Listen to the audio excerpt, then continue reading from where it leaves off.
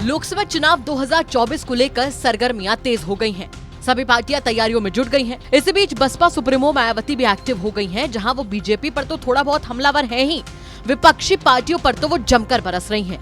और इसी बीच बिहार में नीतीश कुमार की विपक्षी दलों के साथ बैठक से पहले मायावती सभी पार्टियों पर भयंकर फायर हो गयी।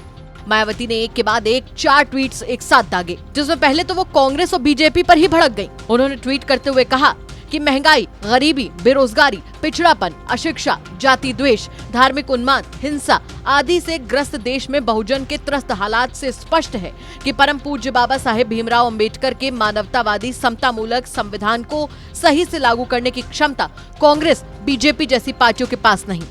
वहीं दूसरे ट्वीट में मायावती ने विपक्ष पर भड़कते हुए कहावत कही और कहावत में ही उन्होंने इशारे इशारे में मानो सब कह दिया।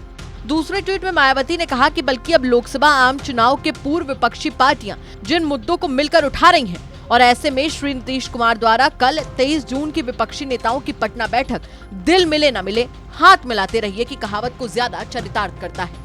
वहीं तीसरे ट्वीट में मायावती ने फिर से एक कहावत का सहारा लिया और शुक्रवार की बड़ी बैठक से पहले बरस पड़ी।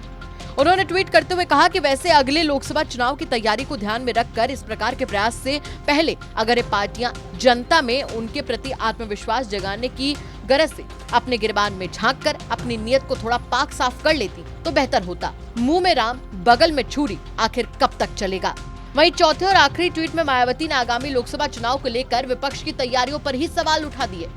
चौथे ट्वीट में मायावती ने कहा कि यूपी में लोकसभा की 80 सीट चुनावी सफलता की कुंजी कहलाती हैं, किंतु विपक्षी पार्टियों के रवैये से ऐसा नहीं लगता है कि वो यहाँ अपने उद्देश्य के प्रति गंभीर व सही मायने में चिंतित हैं।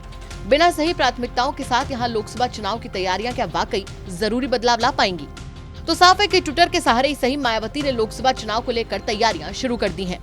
वो कार्यकर्ताओं के साथ बैठक कर रही हैं और साथ ही चुनाव को लेकर कमर कसती नजर आ रही हैं। अब देखना होगा कि चुनाव जैसे जैसे नजदीक आता जाएगा, वैसे वैसे इस बार बसपा की क्या कुछ तैयारियां रहती हैं।